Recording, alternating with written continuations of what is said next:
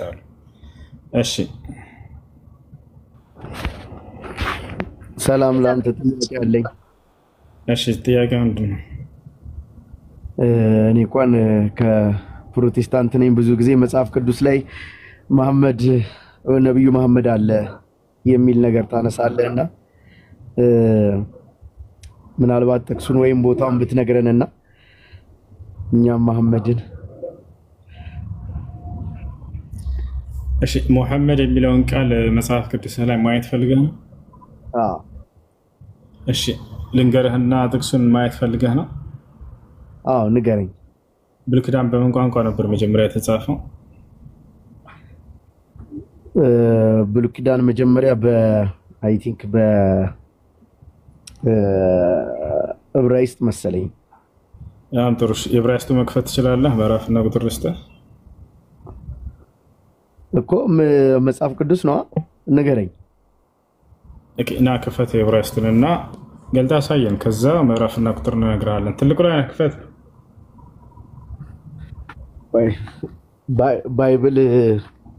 ባይብል እስካወጣ ታገሰኛለህ ከሼልፍ ላይ እንታገሳለን አብሽር እሺ ጥያቄ አለ ቀጥል እስከዚህ ሰላም አለይኩም ወንድኔ ጥያቄ አለኝ ሰላም ወራህመቱላሂ ወበረካቱ እሺ እና አንድ ጥያቄ ነበረኝ እሺ አንድ ጥያቄ ብቻ አዎ አስተያየት ይበቃሽ እሺ አባቴ ሞቶ ነበርና አሁን እናቴ አላህ ይማረው አላህ Subhanahu Wa Ta'ala ከጀሃነም እሳት ከቀብር ቅጣት ሁሉ ይጠብቀውና ጀነተል ፊርደውስን ከነቢያት ጋር ይወፍቀው ያ ረብ አሚን እሺ እና አሁን እናቴ ሰደቃ ስታወጣ ሰዎቹ ደግሞ አንቺ ሰደቃ መውጣታችም የየቲም ገንዘብ ነው ምናምን እያሉ ያስቸገሩትና ይሄ ነገር እንዴት ነው የሚታየው ብዬ ህፃናት ልጆች አሏት አዎ 3 ልጆች አሉ ስለዚህ ለነርሱ ማብላቷ ራሱ ከሰደቃ ነው የሚቆጠረው ያ ንብረት ለነሱ ይቀመጥላቸው በጣም ብዙ ሀብት ከሆነና ለሌሎች የሚተርፍ ከሆነ የዛኔ ጥቂት ለድሃዎች ሰደቃ ቢደረግ ችግር የለውም ነገር ግን ልጆቹ ራሱ ለነሱ መተው ራሱ ሰደቃ ነው ነብያችን ሰለላሁ ዐለይሂ ወሰለም ወብዳ ቢመን ተዑል አሉ ከምትቀልባቸው ቤተሰቦችህ ጀምር ሰደቃን አሉ ስለዚህ የቲም ካሉ እነዚህ ልጆች ወደፊት ያድጋሉ እነዚህ ልጆች ስለዚህ ለነሱ እንዲሆናቸው ዘንድ ይቀመጥ እሺ የዕብራይስጥ ላይ ከፈትከው ወላኩም ላውቱ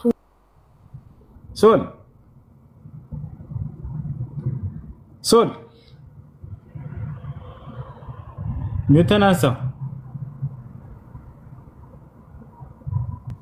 ልክ ነው የዕብራይስጡን የከፈትኩት እሱ ዕብራይስጥ ነው እስኪ አንብበው በዕብራይስጥ ምን ይላል ማለት አማርኛ ነው ዕብራይስጥ ሳይሆን አማርኛ ነው ዕብራይስጥ ነው የከፈትኩት ብለህ ለምን ተዋሻለህ አይ ስለ በአማርኛ ነው ትርጉሙን ነው ውሸት እኮ ሳይሆን ትርጉሙን ሳይሆን ዋናውን የመጀመሪያ የእናት ቃሉ ምን ነበር ስለህ ቀደም ዕብራይስጥ ነው ብለኛል ዕብራይስጡን እስኪ ክፈተው የለንም እኛ ዕብራይስጥ የታለን መጀመሪያ ተተርጉሞ እንደ ደረሰ ኦኬ ስለዚህ ኦሪጂናሉ መጽሐፉ የለህም ማለት ነው በጣም ያሳዝናል ይሄ ኦሪጂናሉ ነው አንተ ዕብራይስጥ የት እንዳለ እንኳን አታውቅም አይደለ ለምን በቋንቋችን አንግባባም እዚህ ላይ ያለው ንገረኝ አይዮ አሁን ከውቀት ነፃ መሆናችሁን እንደ ላይ ያለው እሺ እንትን መክፈት ትችላለህ የዕብራይስጡን ወይስ አትችልም ወይስ እኛ እንክፈት ካላው እዚህ አማርኛውን አንብብልኝ አንተ እዚህ ላይ ለምን እንትን አትልም ዕብራይስጡ ላይ ለምን ሄድክ ዕብራይስጡ ላይ ነው ያለው እሱን እናግዝህ ካላወቅ እናሳውቅ እሺ ሶል አግዘኝ እሺ በቃ አሁን ዕብራይስጡ መክፈት ትችላለህ አትችልም አንተ ወይስ እኛ እንክፈትልህ ዕብራይስጥ የለም ሲጀምር ኢትዮጵያ ውስጥ ዕብራይስጥ የለም አለ ምናልባት ክርስቲያን መምህሮችህ ካሉ ይጠይቃቸውና ዕብራይስጥ አለ ወይ መጽሐፋችን ብለህ ጠይቃቸው እንዳለ ይነግሩሃል ወንም እኛ እናሳየህ አሳየኛ በጣም ጥሩ በጣም አንዴ አኖር ስልክ መክፈት ትችላለህ ባይብል ሀብ ላይ ግባለት ወንም እንደራስ አንድ ታሳይ ባይብል ሀብ ላይ ሶል ሌላ ስልክ ይዛል አይ አላስኩም አንድ ስልክ ነው ያስኩት ኦኬ ጓደኛ የለህም? ከጎን ሰው እያወራህ ነው አይደለ? ራስህ እንድታየው ብቻዬን ነኝ። ይሄው ብቻዬን ነኝ ወዳጄ። አንዋር በቃ ይከፍትልሃል። አሁን ተከታተል እሺ። አንዋር አንዴ ባይብል ሀብ ላይ ግባ። እሺ ተመልከት። አሁን እዚህ ጋር ይታያል። ባይብል ሀብ ላይ ከኦሪት ዘፍጥረት እስከ ራዕይ ድረስ አለ ይታያል። ሂብሩ ላይ ትገባለህ፣ ወደ አማርኛ ትቀይረዋለህ። ሶል እየታየህ ነው። አሁን ሶንግ ኦፍ ሶሎሞን ላይ ግባለት። እሺ አንዴ አስተካክለው ስታርኮን ሶንግ ኦፍ ሶሎሞን ምዕራፍ ስንት ቁጥር ስንት? ምዕራፍ 5 ቁጥር 16 ላይ ግባለት። ምዕራፍ 5 ቁጥር 16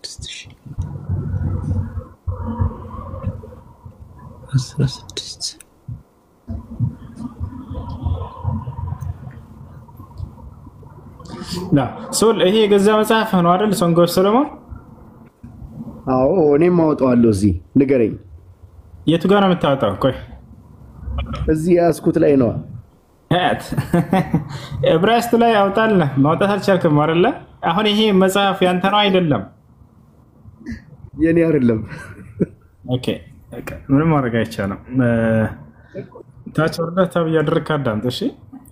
አያችኋቸው አይደለ? የመጨረሻ ወላሂ ምንም ማለት አልፈልግም። ለማንኛውም እንዳትዘጋው ሌሎቹ እንዳዩት። ሙሐመድ የሚለውን ቃል መጽሐፉ ላይ ልናሳየው ነው። መጽሐፉ ላይ እናሳየው ነው። አንተ በል ክፈተው አንዴ አሳያቸው። ስትሮንግ ነምበር ስንት ነው? እሱ ጋር ሄድ። ከታች ወደታች አውርደው እስኪ። ቆይ አንዴ 40 ወደ ላይ ከፍ አድርገው ስትሮንግ ነምበር 4261 ሚሊዮን ተጫነው። ቁጥሩን ተጫነው 4261 እንዴት ይባል? ወደ ላይ ትንሽ ሄደው አይዋ። አሁን ወደ አማርኛ አሁን ወደ ታች ዝም ብለህ ሂድ ወደ ታች ትንሽ ቀስ እያልክ ሂድ ወደ ታች ትንሽ ሂድ ትንሽ። ያውና መሐመድ ብለህ ይታያል። እሱ ጋር አያት ወደዚህ ወደ ጎን አድርገው ያኛው ሶር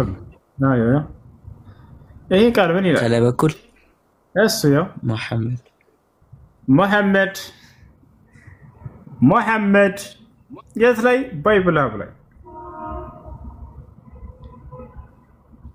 ሙሐመድ ቁርአን ላይ አይደለም፣ ሐዲስ ላይ አይደለም፣ ባይብል ሀብ ላይ የክርስቲያኖች መጽሐፍ ቅዱስ ላይ ይሄን ይመስላል። ማን ነው ይሄ ሙሐመድ? ማን ነው ይሄ ሙሐመድ? ማን ነው? የምትጠሉት ስም መጽሐፋችሁ ላይ መገኘቱ ተአምር እኮ ነው። የምትጠሉት ስም መጽሐፋችሁ ላይ መገኘቱ ቆም ብላችሁ አስቡ። ማን ነው ይሄ ሙሐመድ? አላህ ሙስተዓን። እሺ የኛ ነብይ ሙሐመድ ሰለላሁ ዐለይሂ ወሰለም ስማቸው መጽሐፋችሁ ላይ ነግሷል። ሙሐመድ። እሺ ጥያቄ ላይ ቀጥል።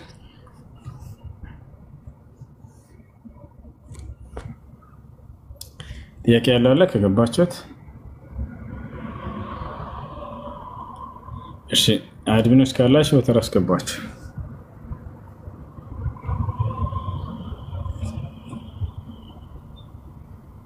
እሺ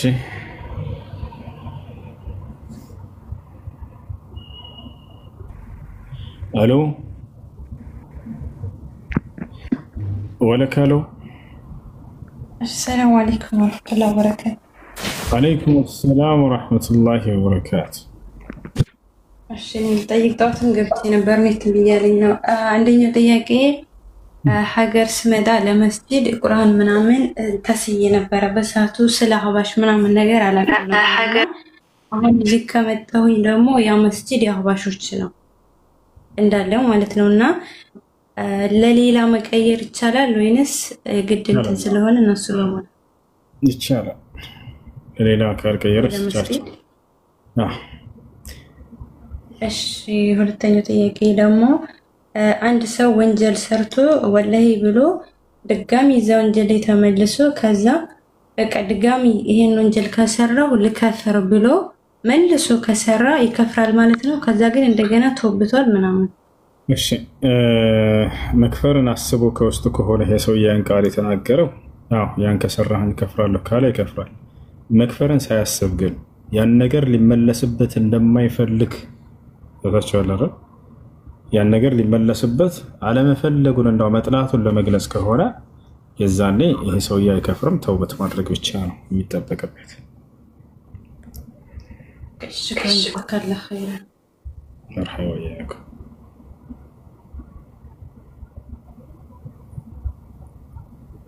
اشتياق على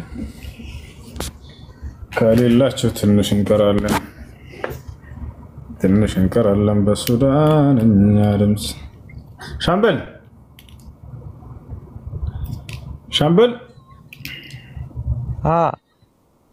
እንዴት ነህ?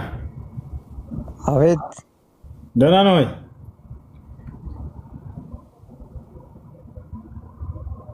ሰላም ነው አለን።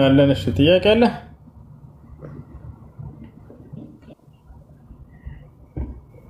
አለን እግዚአብሔር የተመሰገነ ይሁን። እሺ ጥያቄ አለ? ጥያቄ አለ ወይ? ተሽሎኛል አልሐምዱሊላህ ሽክራን አመሰግናለሁ። አለኝ። እሺ ጥያቄ ምንድነው? ለበረካቱ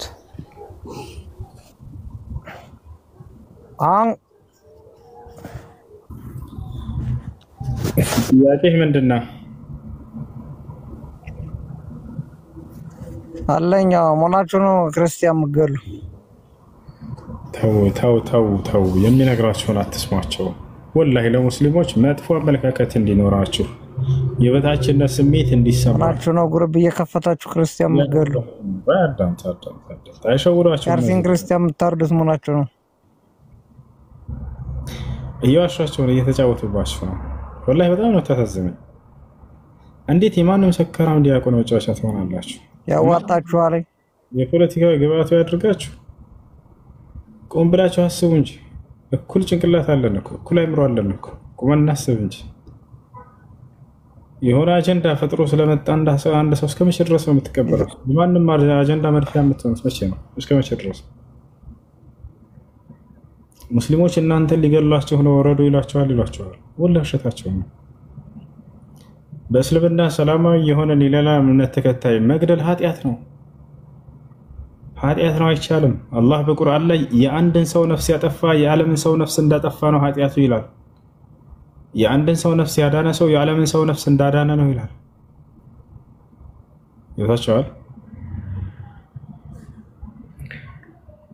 እንደው ገላል ከተባለ እንኳን አንድ ሙስሊም ኢስላምን አይወክልም ያ ሰው ብለን እኛ የምንቃወም ሰዎች ነን።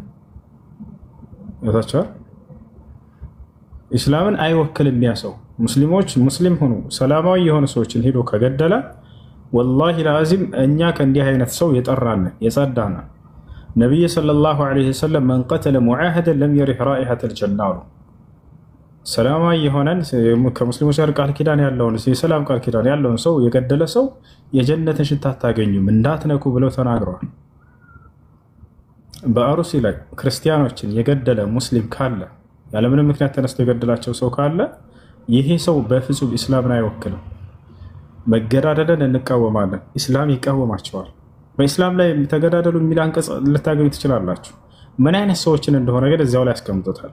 ሊጋደሉ የመጡ የሆኑ ሰላምን የማይፈልጉ ሰዎች ከሆኑ ሊጋደሏችሁ ከመጡ መሳሪያ ተሸክመው ከመጣ ሊጋደል እንደዛ አይነቱና ያለው ታውቃላችሁ። ሰላም አልፈልግም እኔ መዋጋት ፈልጋለሁ ብሎ ጦር ካነሳ እንዳካል እኛ እስክስታ እየመታን አንጠብቀውም። ይሄ ነገር ግን ሰላማዊ ከሆነስ ያን ሰው መንካት አይቻልም፣ ኃጢአት ነው እንደ ኢስላም ታውቃላችሁ። ያን ሰው መንካት አይቻልም። ስለዚህ አሩስ ላይ ተገደለች ተብላ የተሳለች ክርስቲያን ልጅ ማነው የተነሳች ፎቶ አይቻለሁ። ያ ከሆነ ምናልባት ሲዘዋወር ያችን ምስኪን ልጅ የገደለ ሰው ካለ እንደው ሙስሊም ከሆነ ወላሂ ለአዚም ከአላህ ፊት ይጠየቃል። ገብታችኋል አይደል? ህፃናቶች በተለይ ሊገደሉ አይገባም በፍጹም። ነቢያችን ሰለላሁ ዐለይሂ ወሰለም ላ ተቅቱሉ ጢፍለን ሰጊረን ወለው ካነ ካፊረን አሉ። የካህዲያን ህፃናቶችን ካህዲያን ቢሆንም እንኳን እንዳትገሏቸው አደራ ብለው ተናግረዋል። በዘመቻ ጊዜ በጦርነት ጊዜ እንዳውም ማለት ነው አደራ ካህዲያኖችን ልትዋጉ ስትሄዱ ህፃናቶቻቸውን እንዳትገሉ፣ ሴቶቻቸውን እንዳትገሉ፣ ሽማግሌዎቻቸውን እንዳትገሉ፣ ይልቁንስ ሊዋጋ የመጣን መሳሪያ የተሸከመን አካል እሱ ብቻ ነው የምትዋጉት አሉ። አያቸዋር ይሄ ነው እና ስለዚህ እንዲህ እያሉ ጭንቅላታቸውን አይበርዟቸው። ወላሂ ላዚም አይሳታትስሟቸው። በዚህ እናንተን ቢዚ አድርገው በቃ በዚህ በሃይማኖት በቃ ሰበስቧቸው ማለት ነው። በእነሱ ቤት ሰው በትምህርት አይሰበስብም። ተከታዩ እንዴት አጀንዳ እየፈጠረ በዚያ ነገር ላይ አንድ ለማድረግ ይሞክራል። አንድነታቸውን የሚሰበስቧቸው በዚህ ነው። በቃ ያ ሰላም ወላሂ እስላም አልহামዱሊላህ። ያው እኛ ዛሬ አንድ አጀንዳ ይፈጠር እዚህ አላራገብም። አጀንዳ ማለት ሁሉ አጀንዳዬ አላህ እንዲህ አለ መልእክተኛው እንዲህ አለ ብቻ ነው። አምላክ በነብያት በኩል የደነገገው ሃይማኖት ይሄ ነው ብዬ አስቀምጣለሁ። በዚያ ነገር ላይ ነው ሳወራህ ነው። እኔ የሆነ ነገር በሆን ያንን አጀንዳ አድርጌ ይዤ ምናምን እኛ እንደዚህ ሆነን ምናምን አስፈላጊ አይደለም። ይሄ ፖለቲከኞች ናቸው፣ የእምነት ባለቤቶች አይደሉም። የእምነት ባለቤት የነብያትን መንገድ ሁሉ ይሰብካል። እነ ኢብራሂም እነ ኢስሐቅ እነ ያዕቆብ እንዲህ አሉ፣ እነ ኢስሐቅ እንዲህ አሉ። ይሄ ነው ትልቁ ሁልጊዜ አጀንዳው። አይጫወቱባቸው እነዚህ ሰዎች። የሆነ አጀንዳ ይዘው መጥተው ሊገሏቸው ነው የሚላቸው ሰው መን ቃለ ሀለከ ናስ ፈሁወ አህለከሁም አሉ ነቢ ሰለላሁ ዐለይሂ ወሰለም። ምን አሉ? ሰዎች ጠፉ ብሎ አጀንዳ የሚነፋ ሰው ይሄ ራሱን ያጠፋቸው ብሎ ተናግረዋል። እነዚህ ሰዎች እየተጫወቱባቸው ነው። በእምነት ሰብከው ትውልዱን አንድ ማድረግና መሰብሰብ ሲያቀታቸው ልትገደል ነው በሚል አንድ ሊያደርጉት ይሞክራሉ። እንዲህ አይነት ጨዋታ እየተጫወቱባቸው ነው። ለምን አትባንኑ? ከዛ ስሜታዊ ይሆናል። ሁሉም ለእምነቱ አንድ እንዲሆን እናደርገዋለን፣ እንዲሰባሰብ እናደርገዋለን። በዚህ ሳይሆን በትምህርት ነው። አላሁ ሙስተዓን። እሺ ጥያቄ ያለው ካለ ቀጥል።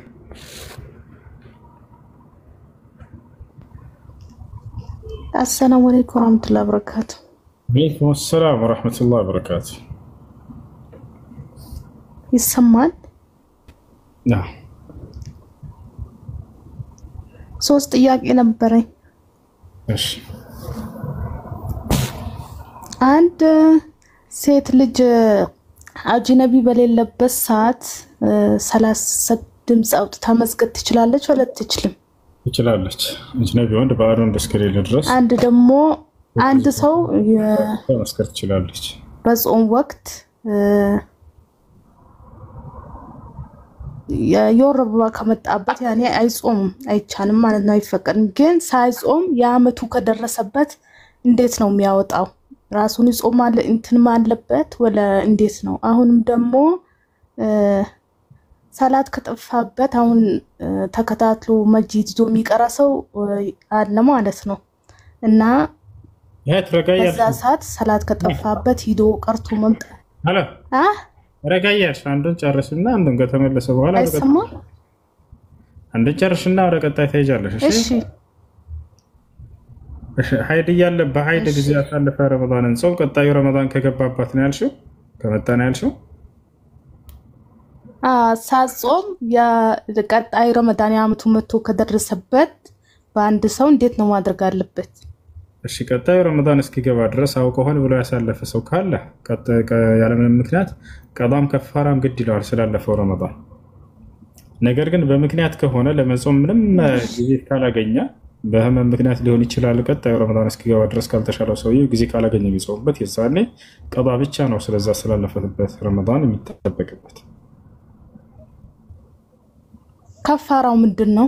ከፋራው ለእያንዳንዱ ቀን አንዳንድ ምስኪን ማብላት።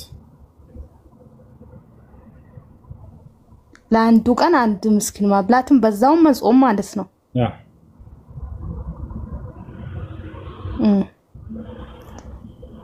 ቀጣይ ጥያቄሽ ነው? እሺ አሁን ደግሞ አንደኛው ደግሞ ድምጽ አውጥቶ መስገድ። አሁን ሴት ልጅ ለብቻዋ በሆነች አጅነቢ በሌለበት ሰዓት ድምጽዋን አሁን ብዙም ከፍ ሳታረገው መቅራት እንዴት ይታያል? ትችላለች። ባዕድ ወንድ በሌለበት ሴት ልጅ ድምጽ ከፍ ተደርጎ የሚሰገድባቸው ሶላቶች ድምጿን ከፍ አድርጋ በመቅራት መስከር ትችላለች። እሺ አሁንም ደግሞ ያኔ ሀይድ መቶባት ያው በቀን ቀን መስጂድ ሄዳ የምትቀራ ከሆነ ሰው የምታስቀራ ከሆነ ያን ነገር ማድረግ ትችላለች ወደ አትችልም? እሺ قال النبي صلى الله عليه وسلم إني لا أحل للحائط وللجنب الدخول إلى المساجد نبياتنا صلى الله عليه وسلم حيد لا يلالچنا ልክ እንዲሁ ደግሞ እንትን ላይ የወራብ ማን ነው ጀናባ ላይ ላለ ሰው ወደ መስጂድ መግባትን አልፈቅድም ብለው ተናግረዋል። ነገር ግን አስገዳጅ ከሆነ ለማስተማር ከሆነ እንዳልሽው መስጂድ ውስጥ ሳይሆን ግቢ ውስጥ መቀመጫ ቦታ ካለ ጥራ ቦታ ላይ ሊሆን ይችላል ቁጭ ብላ ማስተማር ችግር የለውም። እሺ ጀዛከላሁ ኸይረን ወያኩ ከታች ጥያቄ ያለው አለ ከሌለ እንቀራለን። ሰላም አለይኩም ኡስታዝ። አለይኩም ሰላም ወራህመቱላህ። ሰላም ነው እንዴት ነህ? ተሻለ? ተሻለ አልሐምዱሊላህ።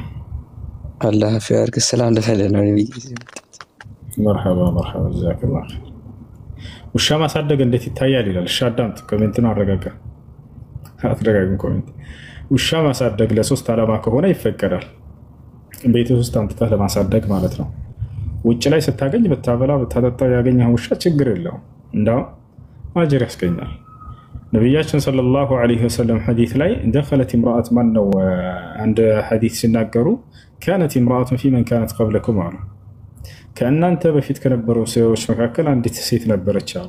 አማኝ ነች፣ ወንጀል ያለባት ሴት ነች። እና እቺ ሴት እያለች በሆነ ቦታ ላይ አንድ ጉድጓድ ከውሃ አፋፍ ላይ ቆሞ ውሃ ሲጠጣ ታገኘዋለች። ማን ነው እንትን ሲል ታገኘዋለች። እዚያ ቦታ ላይ ቆሞ ያ ውሃ ይገርታ ያ ውሻ ሲያለከልክ ታገኘዋለች። ነገር ግን መጠጣት አልቻለም ነበር ውሻ። በዚህ ጊዜ ይቺ ሴት ሄደችና ጫማዋን አውልቃ ወደ ውስጥ ገባች። ውሃንም እየጠለቀች ለውሻው አጠጣቸው አሉ ነብዩ ሰለላሁ ዐለይሂ ወሰለም። ይሄ ውሻ ጠጥቶ ሲጠገብ ጊዜ ሄደ። ያቺ ሴት ማንንም አላያትም ከአላህ ሱብሓነሁ ወተዓላ ውጭ። አያቸው አይደል? በዚህ ምክንያት ለብሳ ሄደች ጫማዋን። فشكر الله لها فغفر لها النبي صلى الله عليه وسلم اللهم ይሄን ስራዋን አወደሰላት ኃጢያቷንም ማረላት በዚህ ስራዋ። አትናቁ መልካም ስራ لا تحتقرن من المعروف شيئا ከመልካም ስራዎች አንድም እንኳን እንዳትንቃሉ ነብዩ ሰለላሁ ዐለይሂ ወሰለም። ولو أن تلقى أخاك بوجه طلق في ወንድምህን ፈታ ባለ ፊት ማግኘት ቢሆንም እንኳን አሉ ተበሱሙከ في وجه أخيك صدقة እንዳሉት ከወንድምህ ፊት ፈገግ ማለት እርሱ ከመጽዋት ከሰደቃ ይመደባል እንዳሉት። ስለዚህ እቺ ሴት በዚህ ስራው አላሰበችው ነበር ኃጢአቴ ይማርልኛል ብላ። ነገር ግን አላህ Subhanahu Wa Ta'ala ይሄን መልካም ስራ በማድረጓ አላህ ማራለ። ስለዚህ ውሻን አይጠላም ኢስላም። ነገር ግን ከውሻ የሚገኝ ነጃሳ አለ፣ ያንን ለመጠንቀቅ ያክል ነው። ያውታችኋል አይደል? ስለዚህ ውጭ ላይ አግኝተህ ውሻን ብታበላው ብታጠጣው እንደዚህ ችግር አይኖርም። ከበለ ጠይቅ የሚስት አገናኝ ኤጀንሲ ነው ወሰን ያለ ማን ነው?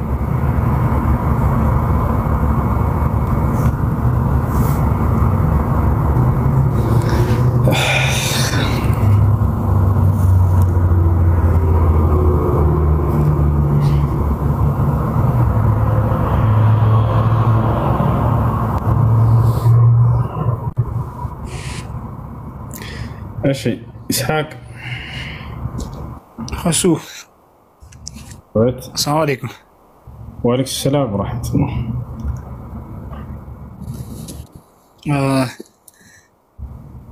ጥያቄ ነበርኝና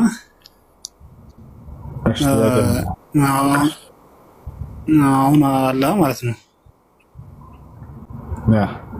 ሲፈጥር ሰው ሲፈጥር ለምንድን ነው አንዱን ደካማ አንዱን ጠንካራ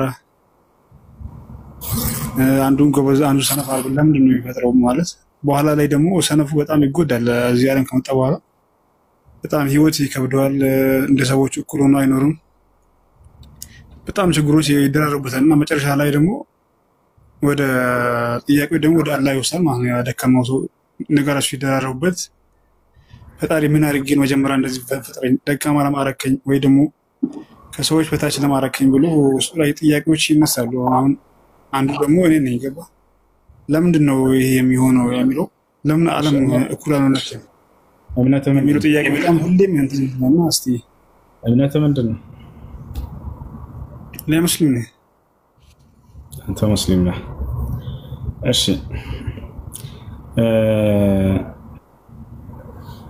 የትንሣኤ ቀን የአካል ጉዳተኛዎች ትክክለኛ ህይወት ያለው በቀጣይ ዓለም እንደሆነ ታምናለህ አይደል? ወይንስ እዚህ ዓለም ላይ ነው ጨርሰህ የምትሄደው?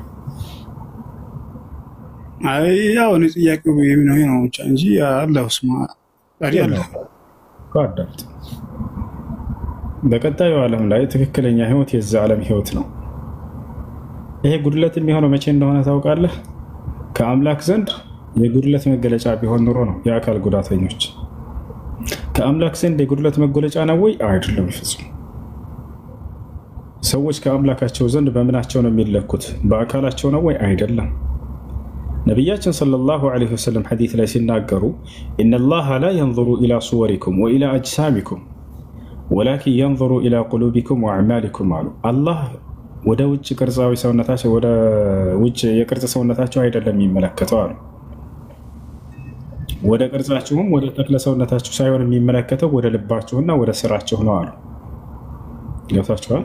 ወደ ልባችሁና ወደ ስራችሁ። ከነቢያቶች መካከል አይኑ ማያይ ነበር። ይህን አታውቅም? ነገር ግን ትልቁ ጸጋ እሱ ገባኝ። አንድ ይቅርታ እሱ እኔ ደካማ ምልህ እንዳጠቃላይ ነው። ከአእምሮም ይጀምራል። ገባህ? ደካምነት ሁሉም የሚበልጠው ሁሉም ደግሞ የአእምሮ ደካማነት ነው። ከአካል ጉዳት ምናምን ሳይሆን የአካል የአእምሮ ለመለሰላ አዳምጠኝ፣ ተረጋጋ። የአእምሮ ድክመት ያለበት ሰው ለይሰት ዐለይሂ ተካሊፍ ሸርዕያ ሸሪዓዊ ግዴታ የለበትም። ይሄ ሰው ምንም ወንጀል የለበትም። ያለምንም ኃጢአት ሆኖ ነው ይሄ ሰውዬ ከአላህ ሱብሓነሁ ወተዓላ ፊት የሚቀርበው። አእምሮ ያለው ሰው እስከተባለ ድብን ያለ የኃጢአት ባለቤት ሆኖ ነው ከአምላኩ ፊት የሚቀርበው። ስለ ከፈጣሪ ዘንድ ስላለህ ማንነት ማሰብ እንጂ ያለባችሁ የአካል ጉዳት ያለበት ሰው ከሰዎች ዘንድ ያለውን ወይንም ስለ ምድራዊ ህይወት አይደለም ማሰብ ያለበት። አላህ ነቢያችን ሰለላሁ ዐለይሂ ወሰለም ሲናገሩ ምን አሉ? ነገ የትንሣኤ ቀን የአካል ጉዳተኞች በደረሰባቸው ጉዳት ያክል ምንዳን ይሰጣሉ አሉ። የዛኔ የሚሰጡትን ምንዳ በሚያዩ ጊዜ ምን ነው በምድር ላይ ከዚህ በላይ ጉዳት ደርሶብን በነበር ብለው እስኪመኙ ድረስ በጸጋው ያንበሸብሻቸዋል አሉ። እንዲሁም ደግሞ የሙሉ ጤና ባለቤቶች የአካል ጉዳተኞችን በሚያዩ ጊዜ ምን ነው በምድር ላይ እኛም እንደነርሱ የአካል ጉዳት ደርሶብን በነበር ከጤናችን ይልቅ ይህን ሁሉ ጸጋ የምናገኝ ቢሆን ኖሮ ብለው እስኪመኙ ድረስ አሉ። አንተ በቀጣዩ ዓለም ያለው ጸጋ እንደሚሻል እመነሱ፣ አስብ። አላህ ይህን በቁርአን ላይ የተነገረ ይሄን ነው። አትውጣ ወንድም እየሰማ አላህ በቁርአን ላይ ምን አለ? ሐታ ለነቢያቶቹ ወለልአኺረቱ ኸይሩን ለከ ሚነል ኡላ ናቸው። ከቅርቢቱ ከዚች ዓለም ይልቅ ከአጠፊዋ ከጊዜያዊ ዓለም ይልቅ የመጨረሻይቱ ዓለም የዘላለማዊ ህይወት እርሷ ትሻላቸዋለች እያለ ይናገራል። ያ ነው። ስለዚህ ይሄ ነገር ጉድለትና ነቅስ ተደርጎ የሚታሰበው ከፈጣሪ ዘንድ የጉድለት መገለጫ ቢሆን ኑሮ ነው። ነገር ግን ያ አይደለም በፍጹም። ከፈጣሪ ዘንድ እንዳውም ነቢያችን ሰለላሁ ዐለይሂ ወሰለም ይሄ አካል ጉዳት ለደረሰባቸው ሁሉ ምን እንደሚያገኙ ተናግረዋል። አላህ ሐዲስ አልቁድሲ ላይ ምን አለ? ሁለት አይኖቹን የያዝኩበትን ባሪያዎችን አወጥቱ ቢሂመል ጀና፣ ነገ የትንሣኤ ቀን ገነትን ነው ለውጭ የምሰጠው አለ። አያ አይደለም? ነገ የትንሣኤ ቀን ምንዳው ምንድነው? ገነት ነው። ይሄ ነው እስላም ያስተማረው። በምድር ላይ ሰዎች የአካል ጉዳት ደርሶባቸው ከሆነ በቀጣዩ ዓለም ጸጋ አላቸው። حتى ነቢያችን ሰለላሁ ዐለይሂ ወሰለም إن المؤمن لا يؤجر بالمصيبة التي تصيبه حتى بالشوك التي يشاكها አሉ። አንድ አማኝ ሙስሊም የሆነ ሰው በምትደርስበት መከራ በምትደርስበት አደጋ ምንዳ ይጻፍለታል፣ በምትወጋው እሾህ እንኳን ሳትቀራሉ። ይሄ ነው። ነገር ግን ይሄ ሁሉ መከራ ደርሶብህ በቀጣዩ ዓለም ምንም አትሰጥም ብትባል ኑሮ ነበረ። ይሄ ነው ትልቅ ክስረት ብሎ ማለት ወታቻለ አይደል? ያ ነው። ሲቀጥል ኢስላም አላችሁ። ኢስላምን ከሰጣችሁ ሌላ ትልቅ ጸጋ የለም ከዚህ በላይ። ስንት ጤና ሙሉ ኑሮህ አንተ ይሄንን ኢስላምን ባይኖርህ ወላሂ ምንም እንደሌለህ ነህ ከፈጣሪ ዘንድ። ነገር ግን ኢስላምን ያክል ጸጋ ሰጥቷችሁ ከሆነ ከምንም ነገር በላይ ትልቅ ጸጋ እንዳላችሁ አስቡ። ነቢያቶች እስር ቤት ውስጥ ገብቶ ዩሱፍ አለይሂ ሰላም ወታቻለ አይደል? ያ ሁሉ መከራ ደርሶበት ነገር ግን ትልቅ ጸጋ አለ ከኔ ዘንድ አምላኬን አላህን አውቃለሁኝ ብሎ ይህን ትልቅ ጸጋ እንደሆነ ይመጻደቅ ነበር በእስር ቤት ባለቤቶች ላይ። ወተበዕቱ ሚለተ አባኢ ኢብራሂም ወኢስሐቅ ወያዕቁብ ማ ካነ ለና አን ኑሽሪከ ቢላሂ ሚን ሸይ ዛሊከ ሚን ፈድሊላሂ ዐለይና ይላል። ያቸዋል ወዐለ ናስ ወላኪን አክሰረ ናስ ላ ያዕለሙን። ያን አስቡ። ሌላው ነገር የመጨረሻ حتى أملك الله سبحانه وتعالى የሚወዳቸው አካሎች ነብያቶች ካንተ ከኔ ከማንም በላይ መከራ ያደረሰባቸው እነሱ ናቸው። ማስረጃ አለ ወይ? አዎ አለ። ያ ግን በቀጣዩ ዓለም ያለውን ጸጋ ወይንም ከአምላክ ዘንድ ያለውን ጸጋ ዝቅ እንዲሉ አላደረጋቸውም። መከራ በእነርሱ ላይ ነው ከማንም በላይ የወዛው። ይሄን ልታውቁ ይገባል። ሐዲስ ላይ ነብያችን ሰለላሁ ዐለይሂ ወሰለም ብለዋል፣ አሸድ الناس بلاء الانبياء ثم الامثل فالامثل አሉ። ከሰዎች ሁሉ በላይ መከራ የደረሰባቸው ነብያት ናቸው አሉ። አንተ ከነርሱ አትበልጥም። ማንም ሰው ምድር ላይ ያለ ሰው እንደ ነብያቶች መከራ ያደረሰበት የለም። እንደነሱ ይሄ ነው። ይሄን ይመስላል። እሺ ከላይ ያለሽው ቡዬ ይሰማል ወይ? እንዴት ነህ ወንድሜ? አላህ ሰላም ነው። ሁሉ ሰላም። አንተ ጋር ሁሉ ሰላም ነው? አሜን አልሐምዱሊላህ። እሺ ህይወት ስራ እንዴት ነው? ህይወት ስራ በጣም ሸጋ ነው። ካንቺስ ጋር? የኔ ጋርም ሁሉ ሰላም ነው። ደስ ይላል። እሺ እና ሙቢ አንተ ነህ? ሙቢ ነው አይደለም? ሌላ ነው? ሌላ ነው። እኔ ሙቢ የሚሉ ልጅ ፈልጌ ነበር። የጠፉ ሰዎች ምናምን ያገኛለሁ ብሎ ሰው ጠቁመኝ። ከዛ አንተን ብዬ ገባሁ። ዛስቻለሁ ማለት ነው። እኔ ሙቢ አይደለም። እና እንዴት ነህ? ደህና ነኝ። አንቺ እንዴት ነሽ? ሁሉ ሰላም ነው። እና ስራ ህይወት ቤተሰብ ሁሉ ሰላም ነው? ሁሉ ሰላም ነው። አለው በቃ እሺ እንገናኛለን። ልጁ እየፈለክ ስለሆነ እየፈለክሽ ነው? እሺ እሱ አንድ የመጨረሻ ልጠይቅህ። እሺ ያው ስትንህ አንድ ደግሞ ሌላ በሐዲስ ነገር ነውና የሆነ ሐዲስ የሰማሁት ሐዲስ ነበርና በቁረይሾች ነብዩ ሰለላሁ ዐለይሂ ወሰለም ቁረይሾች ጊዜ በነበራቸው ያው ክርክር ጊዜ ያው ነብይ ነኝ ነብይ አይደለም በሚል ያው ይከራከሩ ነበር በዛን ጊዜ ማለት ነው። ያው እና ለአንተ ነብይነት ማረጋገጫ የሚሆን ተአምር አሳየን አሏቸው ማለት ነው። እና ደግሞ ይሄን ተአምር ደግሞ መስፈርት አቀረቡ ማለት ነው። እና ለምሳሌ ከዚህ በፊት ብዙ ነብያቶች ያው ብዙም ስሙ ረስቻለሁ። ለምሳሌ ከዚህ ከተራራ ይሄን ያክል ግመል የሚያክል መስፈርት አምጥቶ ይሄን ተራራ ብቻ ጫፍጫፉን ነው እንትን ስለምታውቁ እና ይሄን ያክል ግመል የምታክል በቃ ብቻ ሁሉን ነገር እንትን ብሎ ያ ነብይ እነሱ ባሉት መሰረት አወጣላቸው ማለት ነው። የድሮ ነብይ ማለት ነው። እና አሁን ያው ላመዛዘልን ነው ነብዩ ሰለላሁ ዐለይሂ ወሰለም ደግሞ ጠይቋቸው አይደል ይሄን ተራራ ወደ ወርቅ ቀይርልን ብሎ አሏቸው። እና የዛኔ ወደ ሌላ እንደማይችሉ አይነት የሆነ ብቻ ወደ ገደሉ አልገቡም። ያ ነገር ለምን ሆነ የሚለው የረጅም ጊዜ ጥያቄ ነው። የሆነስ 10 ምናምን ዓመት ይሄ ሐዲስ ከሰማሁ በኋላ በጣም ሁሌ አእምሮዬ ላይ እንትላልና አንዱስ ነው። አብሽር ዛሬ ፈውስ ታገኛለህ። ለ10 ምናምን ዓመት ጭንቅላት ውስጥ የቆየው ጥያቄው ትክክል ነው። ልጁ ነብያችን ሰለላሁ ዐለይሂ ወሰለም አንተ ነብይ ከሆንክ አሏቸው የመካ ካህዲያኖች ይሄን ተራራ ወደ ወርቅና ወደ ብር ቀይረህ አሳየን እናምናለን አሉ። ይታቻል። ከዚያ በኋላ ነብያችን ሰለላሁ ዐለይሂ ወሰለም ከዚህ በኋላ ያለውን እንገረህ እሱ ነው መልሱ። ለማኑ ማድረግ ተስኗቸው ሰለላሁ ዐለይሂ ወሰለም አልተሰራቸውም። አዳምጡ። ከዚያ በኋላ ነብያችን ሰለላሁ ዐለይሂ ወሰለም ወዲያው አላህን ጠየቁ። አምላክ ያላህ ሆይ አሉ ህዝቦቼ እንዲያምኑልኝ ኢንሻአላህ ይሄን ተአምር ካዩ ደግሞ እንደሚያምኑ ቃል ገብተዋል። ገብታቸዋል። ለህዝባቸው ካላቸው እዝነት የተነሳ ጠየቁ። ወዲያው መልአኩ ጅብሪል ዐለይሂ ሰላም መጣ። ሙሐመድ ሆይ ከጌታ ዘንድ ለጥያቄ መልስ መጥቷል አላቸው። በቃ አልቋል እንደሚሰራ ይሄ ነገር ተራራዎችን ወደ ወርቅና ወደ ብር ይቀየርላቸዋል። ግን ካላመኑ ወዲያው ይቀሰፋሉ። ምረጥ አላቸው። ነብያችን ሰለላሁ ዐለይሂ ወሰለም ደግሞ እነዚህ ህዝቦቻቸው ትዕቢተኛ እንደሆነ ያውቋቸዋል። አስቡት። ይሄ ተአምር መጥቶ አይተው ካልተቀበሉ እንዳለፉት እንደቀደሙት ህዝቦች ይቀሰፋሉ። አይ እንደዛ እስከሚሆንብኝ አስተምሪያቸው የተቀበለው ቢቀበል ይሻለኛል ብለው ነብዩ ሰለላሁ ዐለይሂ ወሰለም ይሄን ነገር ለመላእኩ ጅብሪል መልስ ሰጡ እንጂ መጥቶላቸው ነበር። ወዲያውም ይሄ ነገር ሊሆን ነበር። ያንን ተራራ ወደ ወርቅና ወደ ብር ቀይርልሃለሁ ብሎ መላእኩ ጅብሪል ዐለይሂ ሰላም ከአላህ ዘንድ መልሱን ይዞላቸው መጥቷል። ይሄ ነው። እሺ مرحبا. بسم الله الصلاة والسلام على رسول الله صلى الله عليه وسلم. السلام عليكم ورحمة الله وبركاته. هذا رفسو. السلام ورحمة الله وبركاته. أهلا. الحمد لله ينيا دعاء الله سبحانه وتعالى تبارك عليكم انجدي انتن الله سبحانه الذي وزن سطو عينين بيتشال الله لا ساجن الله مسغانا يزرسو امين بلو وندموچي آمين.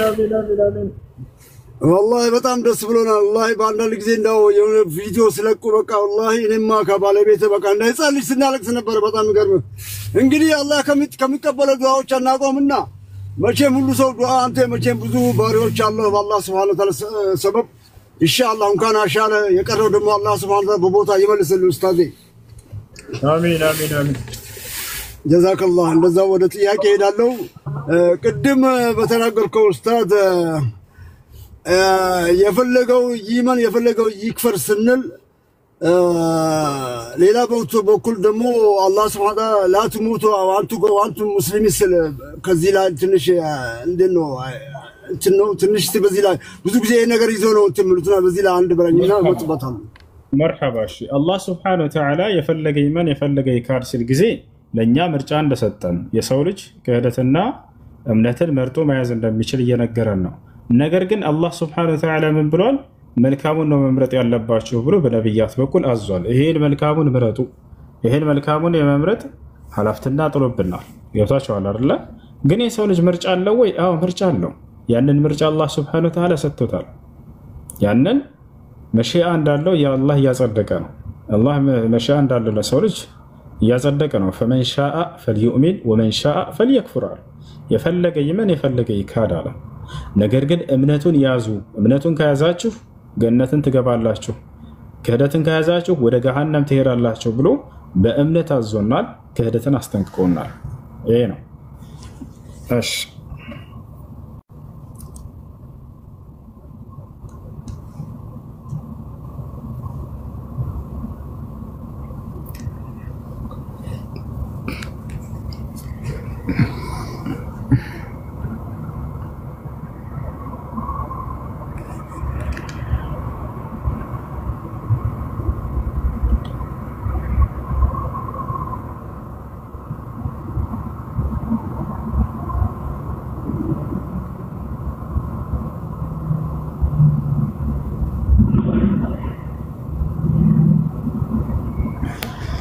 يا سلام.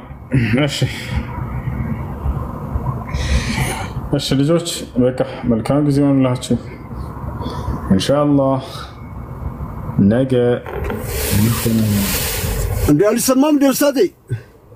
አይሰማም እንዴ ሙት አደረጉኝ እንዴ እንደዚህ እየለፈለፍኩት እንደ ደምስሬ ሁሉ እየወጣብኝ ምንድነው? ልትወጣ ከሆነ በቃ ውጣ ኡስታዴ፣ ችግር የለም ሌላ ጊዜ እጠይቃለሁ።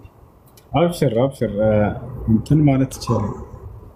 እቺ ያው አንገብጋቢ ነው፣ ለሁላችንም የሚጠቅም ነገር ነው። ብዙ ጊዜ ያው ክርስቲያኖች ወደ እስልምና ሲመጡ አንዳንድ ጊዜ ደግሞ ወደ እስልምና ሳይመጡ ብዙ ጊዜ እንደ አጀንዳ አድርገው ነው የሚያወጡት እና እንደ አሰል ሙስሊም እንደ ሪል ሙስሊም የሆነ ሰዎች ምንድነው የሚጠበቅብን እኛ በዚህ ላይ እንዳው ለሁላችንም የሚጠቅም ነገር ብዬ ነው የምገምተው። በዚህ ላይ መልካም ለሚሰልሙ ሰዎች ጥሩ መስተንግዶ አድርጉላቸው።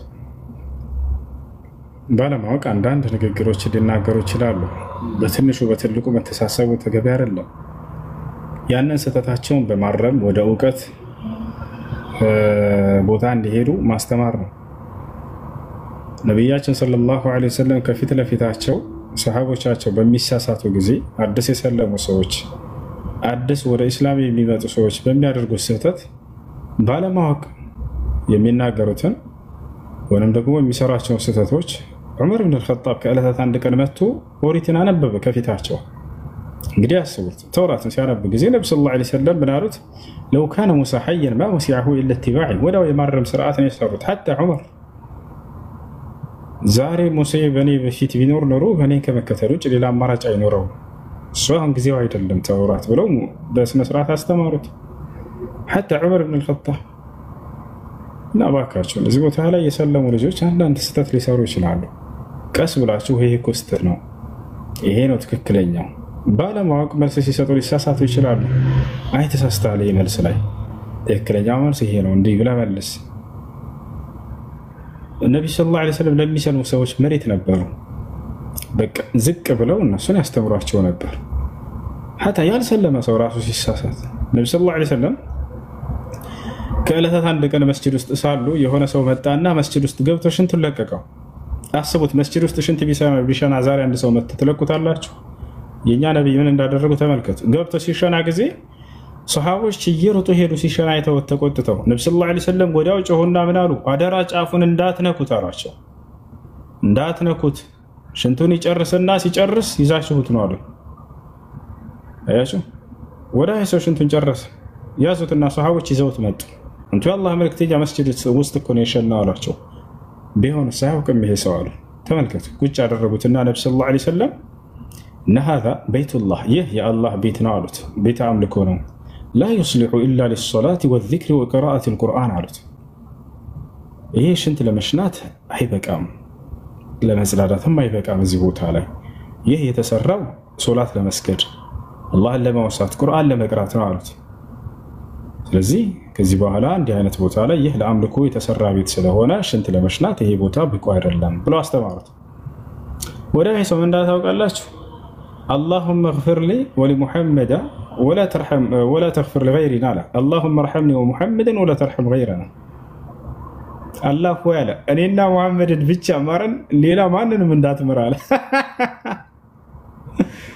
ከዚያ ነብዩ ሰለላሁ ዐለይሂ ወሰለም ሳቁ። فضحك النبي صلى الله عليه وسلم ሳቁና ምን አሉ? يا هذا አሉት፣ አንተ ሰው ሆይ فقد ضيقت الواسع አሉት። ارحمنا الله جميعا አሉ። አንተ ሰው ሆይ ሰፊውን የአላህ እዝነት በእኔና በአንተ ብቻ ላይ ብናጣብብከው አላህ ሁላችንን ይዘንልን እንጂ አሉ። እያቸው አደራ እዚህ ቦታ ላይ ሰዎች ሰልመው ሊሳሳቱ ይችላሉ፣ ስህተት ነገር ሊናገሩ ይችላሉ። እንዲማሩ ወደ ትምህርት ገበታ እንዲሄዱ ስህተት ሲሳሳቱ ያዛድርጋቸው የማረም ስራ ነው እንጂ በትንሽ በትልቁ ማፋጠጡ እነሱን ተገቢ አይደለም። አላህ ይመስገን። እሺ ዑስማን السلام عليكم استاذ حسو ወንድማችን። ሰላም ወራህመቱላሂ ወበረካቱ። እንዴት ነህ? ለው አልহামዱሊላህ እንኳን አፊያ አላህ መለሰልህ። እንኳን እንደዚህ ብላ የነህ ሁሱ ወንድማችን። ወላሂ በጣም እኛ እንትን ብለን ነበር። አላህ ሙሉን አፊያ ይመልስልህ ወንድማችን። አሚን አሚን አሚን። ሽክራን ጀዛከላህ ኸይራ። መርሐባ። አንድ ሶስት ጥያቄ ነበር አጠር አድርጌ እወጣለሁ ስትል ነበርና በጣም ብዙ ጊዜ ልገባ እያልኩ ከታተላለሁ ረጅም ጊዜና እሺ እኔ ጥያቄ ምንድነው በዚህ በዲን ላይ ብዙ ልጆች ይጠይቁኛል።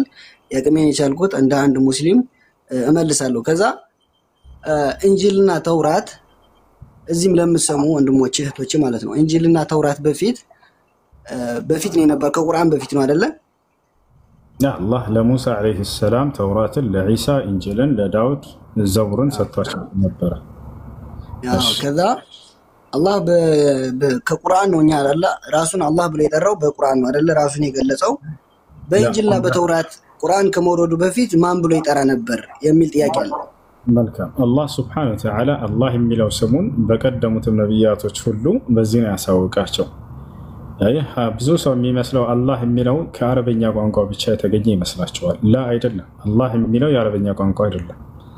አላህ የሚለው በቋንቋ የተገደበ የሆነ ስም አይደለም። አላህ ሱብሓነሁ ወተዓላ ይህ ስሙ ጭራሽ በአረበኛ እንዳውም ምን ማለት ነው ቢባል ትርጉም አለው።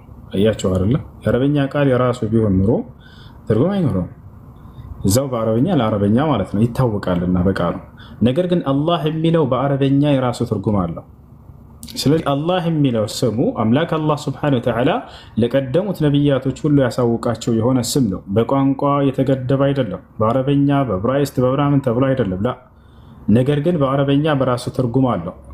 ምንድነው ከተባለ المألوه يمين بتشنيا የሚመለከው አምላክ ማለት ነው አይ المعبود بالحق በእውነት የሚመለከው ብቸኛው አምላክ ማለት ነው ባረበኛ ከታቻለ አይደል ስለዚህ አምላክ አላህ Subhanahu Wa Ta'ala ይሄን ስሙን ለቀደሙት ነብያት ሁሉ ያሳውቃቸው ነው ይሄ ነው በየትኛው ቋንቋ አምላክ አላህ Subhanahu Wa Ta'ala ሁሉንም ነብያት ሲያስነሳ አላህ የሚለውን ስሙን ነግራቸዋል ይሄ ነው መርሐባ ወንድማችን እኔ አላህ ይርሐመው አባቴ በህይወት የለም የዛሬ 6 አመት ነው ወደ አኺራ ሄደውና አላህ ይርሐመው ነው አድርጉልኝ ሁላችሁ ወንድሞቼ እና አሁን ምንድነው በሰዓቱ ጦርነት ነበርኛ ጋር ከዛ የተገደለው በታጣቂዎች ነው የተገደለው አሁን ብዙ እንትን አለ በታጣቂዎች አሁን ለምሳሌ በሆነ አካል የተገደለ ሰው ለጀና ነው የሚለው የሆነ አከራካሪ ነገር አለ ይሄስ እንዴት ይታያል በዲናችን በድንገተኛ ሞት ሳያስበው የተገደለ ሰው እሱ ሸሂድ ነው የሸሂዶችን አጅር ያገኛል ነብዩ ሰለላሁ ዐለይሂ ወሰለም ተናግረዋል ሸሂድ ነው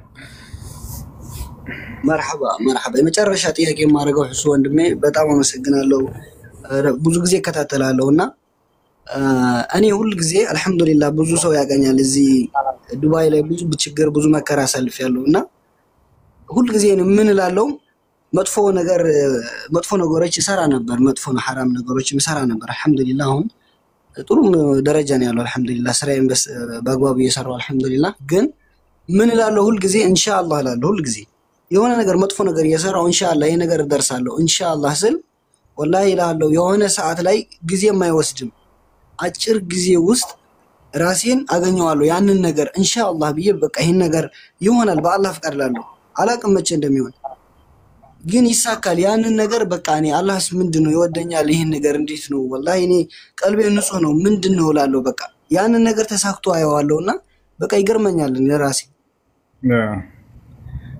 አላህን አመስግን የሆነ ነገር ጠይቀህ ያ ነገር በአላህ ፍቃድ ከተሳካልህ አላህን አመስግን كلما تجددت لك النعم فاحمد ربك ጸጋ በተደሰለህ ቁጥር ጌታህን አላህን አመስግን ነብያችን ሰለላሁ ዐለይሂ ወሰለም ጸጋ በተደሰላቸውና ባገኙ ቁጥር አላህን ያመሰግኑ ነበር ወታቻለ አይደል ያ ነው ሲቀጥል ሌላ ነገር ደስ የሚለው ነገር ለማንኛውም ነገር ኢንሻአላህ ብሎ መናገሩ ይህ የአንድ ሙስሊም መገለጫ ነው ولا تقولن لشيء اني فاعل ذلك غدا الا ان شاء الله لا ይሄን ነገር እኔ አደርጋለሁ ብለህ አትናገር በአላህ ፍቃድ ካልሆነ በስተቀር የሚለውን ቃል ሳትጠቀም ያለ ይናገር ኢንሻአላህ ብላችሁ መናገር ስለነገው ኢንሻአላህ በአላህ ፍቃድ ይህ ነገር ይሆናል ብላችሁ መናገሩ የሙስሊም ባህሪ ነው እና ያን ነገር ስታገኝ ጊዜ አላህ Subhanahu Wa Ta'ala ማመስገን ነው እሺ የአላህ Subhanahu Wa Ta'ala ውዴታ መገለጫ ምንድነው ከተባለ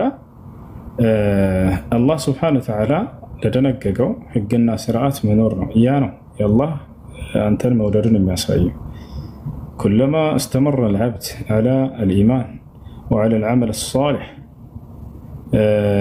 هذا يدل على محبة الله سبحانه وتعالى عند سو بنوربت بمدر لا يكويتاو بأمنته لاي اسكتصنا درسنا الله سبحانه وتعالى بعززو حقنا سرعات لا اسكيد درس يهي الله سبحانه وتعالى وديتا برسوله مسفنون يسايال مدراي ጸጋ ማግኘት ግን የአላህ ጸጋ ውዴታ መገለጫ ነው ወይ ላ ምድራዊ ጸጋን አላህ Subhanahu Wa Ta'ala ለአማኙም ለካህዲውም ይሰጣል ካህዲያኖች በጣም ሀብታም ሆነው ልታያቸው ትችላለህ ነገር ግን ያ የውዴታ መገለጫ አይደለም የውዴታ መገለጫ ሚዛኑ ምንድነው ከተባለ الإيمان والتقوى الله Subhanahu Wa Ta'ala ማመንና በርሱ ህግና ስርዓት መሄድ ነው اثبت على الإيمان وعلى العمل الصالح فهذا يدل على محبة الله سبحانه وتعالى لك በእምነትህ ላይና በመልካም ስራ ላይ ጽና በተለይ አላህ ግዴታ ባደረገብህ በሶላት በመናምን ላይ እስከጸናህ ድረስ ይህ አላህ ላንተ ያለውን ውዴታ ያሳያል ገብቷችኋል አላህ ላንተ እንደጠላህ በምድር የምታውቀው ከተባለ አላህ ካዘዘህ ትእዛዛት ስትርቅ ጊዜ ነው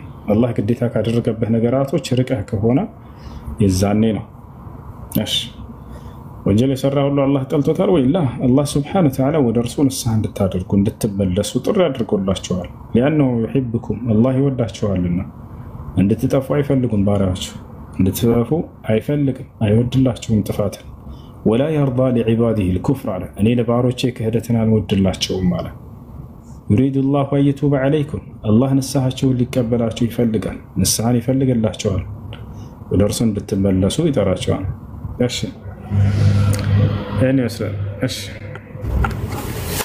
جزاك الله أستاذ بسم الله بقى اللي توتانا ولا بقى بدوال يزقون دي ايش مرحبا اوكي جزاك الله أستاذ بسم الله والصلاة والسلام على رسول الله صلى الله عليه وسلم يا الله يا رب إني بتسبسمنا طول نجر سمت من سما الله يرجن أستاذكين دمو الله سبحانه وتعالى بإدمون بيقولوا بسطوا إني دمو استيقظنا إياك وبملسلم إني دمو من يتقبل الله يرجن ሁላችንም እንደዚህ እንደተሰባሰብነው አላህ Subhanahu በጀነትም ይሰበስበን አላህ Subhanahu ከሙናፊቆች ከአስመሳዎች አላህ ያውጣልን ለታመሙትም ለተሰቃዮቹም እህቶችና ወንድሞቻችን አላህ Subhanahu ይፈወሳቸው እኛ አላህ Subhanahu ደግሞ በስራተል ሙስተቂም አላህ ምን የሰዎች አላህ አድርገን በነብያችን ፈለግና በአላህ Subhanahu ስርዓተ ሙስተቂም ምን አላህ አድርገን ኡስታዳችንም አላህ Subhanahu እድሜ ሰጥተው እኛም እንደዚህ እንደተሰበሰብን በጀነትም አላህ ይሰበስበን አላህ Subhanahu እኛ ደግሞ ያስጨነቀን የረበሸንም ሁሉ ጥያቄ ወዘን ምን ተከብርበት አላህ ያርገን አላህ Subhanahu Wa ዓለማችን ሀገራችንን ሰላም ያርገው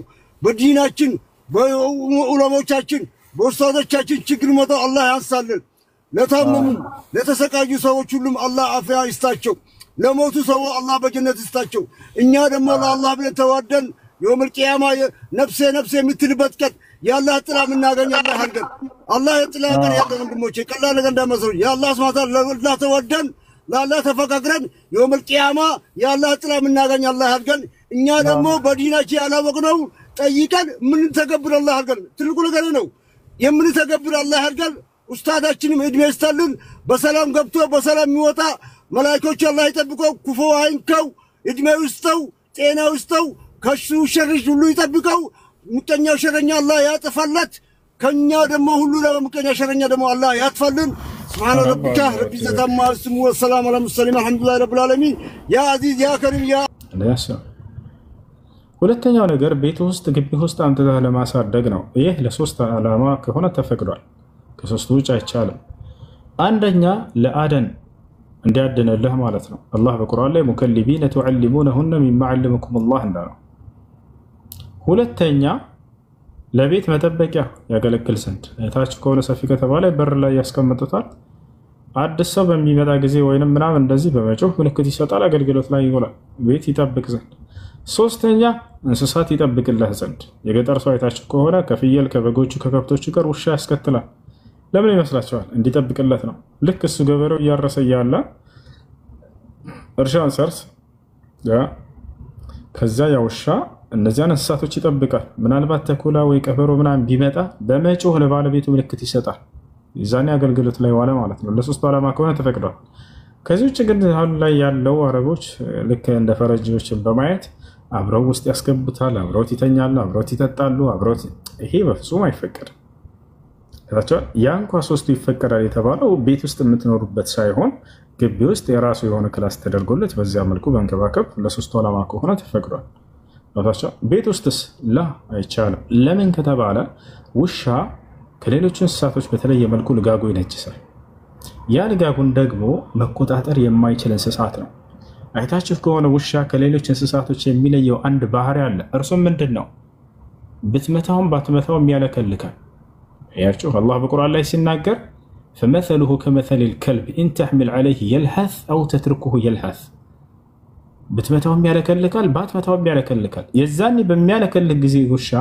ከአፉ የማናያቸው የሆኑ ልጋጎች እንተበተባሉ ገብታችኋል አይደል ይሄ ነው እሺ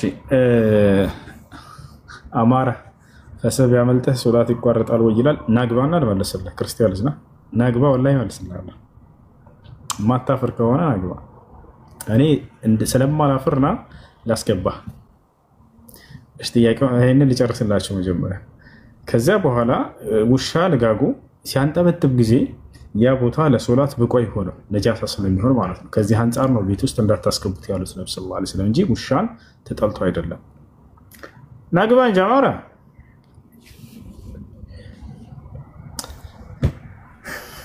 ፈሱን እየፈሳ ይሰግዳሉ ተመልከቱ ጣጣ የላቸው ሙስሊሞች ከዚህ ቆሻሻ ነገር ራሳቸውን መጠበቃቸው እንደ ነውር ተደረገ ከአምላክ ፊት ቁመህ እንዴት ነው ዘረጥ ያደረክ መስገድ ለነሱ ጣጣት ያለው ሙስሊሞች ደግሞ ከሽንታቸው መጽዳዳታቸውን ከዚህ በፊት ቂጣ ሙስሊም ቂጣ ጣቢ እያሉ ያነውሩ ነበር። አሁን ቂጣቸውን ድብና አድርገው ማጠብ ጀምረዋል። ነውር መሆኑን አወቁ። አሁን ደግሞ ፈስ መፍሳት ከአምላክ ፊት ቁመህ ዘረት እያደረክ መጸለይ ጣጣ የለውም ለነሱ። ስርዓት የሚባል የለም ከአምላክ ፊት በምትቆም ጊዜ። እስኪ ልጠይቅህ፣ አንድ የምታከብራት የምትወዳት ጓደኛ እንዳው ብትኖርህ ሚስት ብትኖርህ ካጠገቧ ድምፅህን አውጥተህ ትፈሳለህ? አትፈሳም። ከፈጣሪ ፊት ጸሎት እያደረክ መንፈሳዊ ስራ እየሰራህ እያልክ እንደዚህ ፈስተህ መሄድ ለእናንተ ጣጣ የለው? ላ እኛ ለፈጣሪያችን ልዩ ክብር አለን። ገብቶሃል አይደል? ልዩ ክብር አለን። እፊቱ እንደዚህ እየሸናህ ምናምን መጸለይ እና እየፈሳህ መጸለይ ላይ ተገቢ አይደለም ከአምላክ ፊት። ኪት ነው ይህን ትምህርት ሲተወራችሁት። ነብያቶች እኮ ይጽዳዱ ነበር፣ ይታጠቡ ነበር። ይታሻል አይደል? ይሄን አድርገው ካልሆነ በስተቀር ቤተ መቅደስ ውስጥ አይገቡም ነበር። ጉድ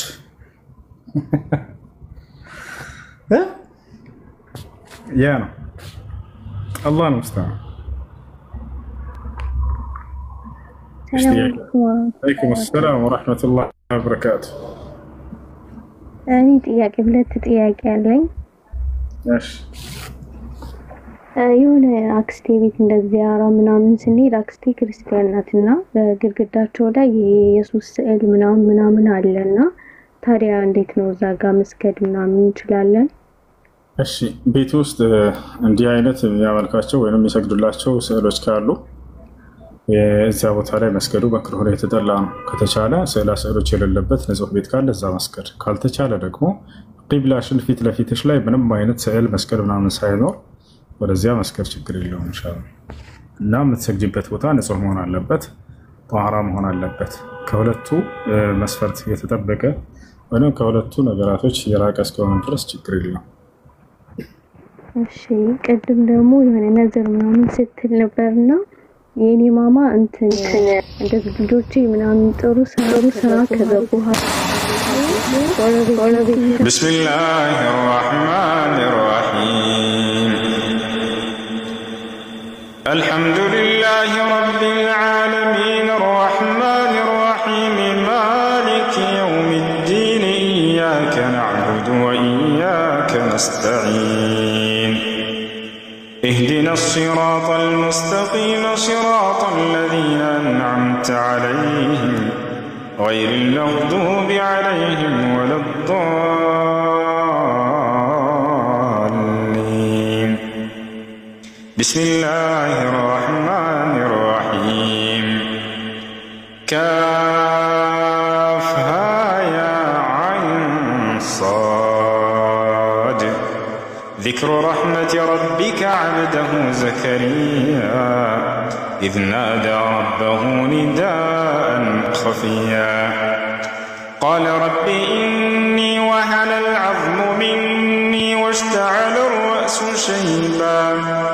واشتعل الرأس شيبا ولم أكن بدعائك رب شقيا وإني خفت الموالي من ورائي وكانت امرأتي عاقرا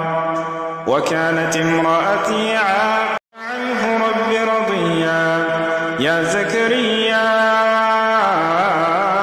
إنا نبشرك بغلام اسمه يحيى لم نجعل له من قبل سميا قال رب أنى يكون لي غلام وكانت امرأتي عاقرا وقد بلغت من الكبر عتيا قال كذلك قال ربك هو علي هين وقد خلقتك من قبل ولم تك شيئا قال رب اجعل لي آية قال آيتك ألا تكلم الناس 3 ليال سويا فخرج على قومه من المحراب فأوحى إليهم أن سبحوا بكرة وعشيا يا يحيى خذ الكتاب بقوة وآتيناه الحكم صبيا وحنانا من لدنا وزكاة وكان تقيا وبرا بوالديه ولم يكن جبارا عصيا وسلام عليه يوم ولد ويوم يموت ويوم يبعث حيا واذكر في الكتاب مريم إذ انتبذت من أهلها مكانا شرقيا فاتخذت من دونهم حجابا فأرسلنا إليها روحنا فتمثل لها بشرا سويا قالت إني أعوذ بالرحمن منك إن كنت تقيا قال إنما أنا رسول ربك لأهب لك غلاما زكيا قالت أنى يكون لي غلام ولم يمسسني بشر ولم أك بغيا قال كذلك قال ربك هو علي هين ولنجعله آية للناس ورحمة منا وكان أمرا مقضيا فحملته فانتبذت به مكانا قصيا فأجاءها المخاض إلى جذع النخلة قالت يا ليتني مت قبل هذا وكنت نسيا منسيا فناداها من تحتها ألا تحزني قد جعل ربك تحتك سريا وهزي إليك بجذع النخلة تساقط عليك رطبا جنيا فكلي واشربي وقري عينا فإما ترين من البشر أحدا فقولي إني نذرت للرحمن صوما فلن أكلم اليوم إنسيا فأتت به قومها تحمله قالوا يا مريم لقد جئت شيئا فريا يا أخت هارون ما كان أبوك امرأ سوء وما كانت أمك بغيا فأشارت إليه قالوا كيف نكلم من كان في المهد صبيا قال إني عبد الله آتاني الكتاب وجعلني نبيا وجعلني مباركا أينما كنت وأوصاني بالصلاة والزكاة ما دمت حيا وبرا بوالدتي ولم يجعلني جبارا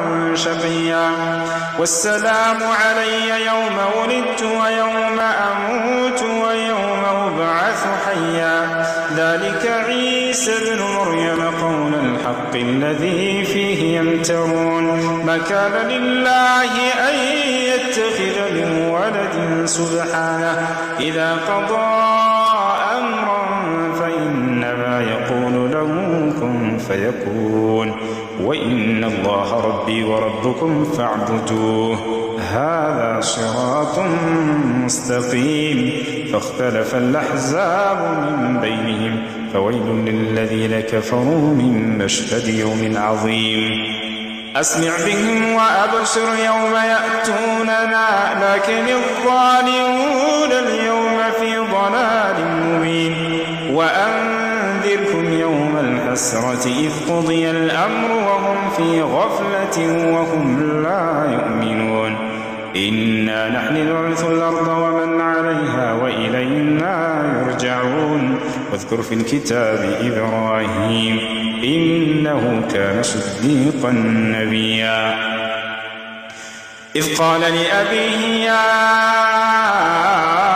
أبت لم تعبد ما لا يسمع ولا يبصر ولا يغني عنك شيئا يا أبت إني قد جاءني من العلم ما لم يأتك فاتبعني أهدك صراطا سويا يا أبت لا تعبد الشيطان إن الشيطان كان للرحمن عصيا يا أبت إني أخاف أن يمسك عذاب من الرحمن فتكون للشيطان وليا قال أراغب أنت عن آلهتي يا إبراهيم لئن لم تنته لأرجمنك واهجرني مليا قال سلام عليك سأستغفر لك ربي إنه كان بي حفيا وأعتزلكم وما تدعون من دون الله وأدعو ربي عسى ألا أكون بدعاء ربي شقيا فلما اعتزلهم وما يعبدون من دون الله وهبنا له إسحاق ويعقوب وكلا جعلنا نبيا ووهبنا لهم من رحمتنا وجعلنا لهم لسان صدق عليا واذكر في الكتاب موسى إنه كان مخلصا وكان رسولا نبيا وناديناه من جانب الطور الأيمن وقربناه نجيا ووهبنا له من رحمتنا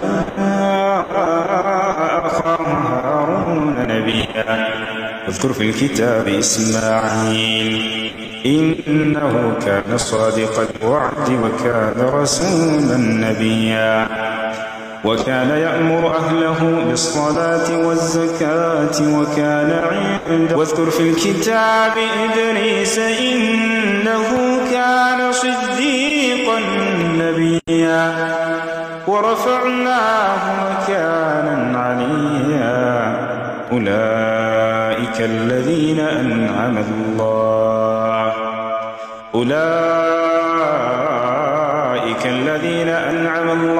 عليهم من النبيين من ذرية آدم وممن حملنا مع نوح ومن ذرية إبراهيم وإسرائيل وممن هدينا واجتبينا إذا تتلى عليهم آيات الرحمن خروا سجدا وبكيا فخلف من بعدهم خلف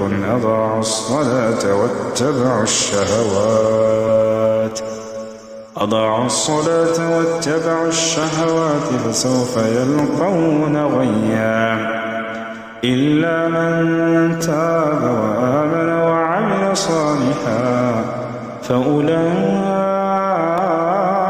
يدخلون الجنة ولا يظلمون شيئا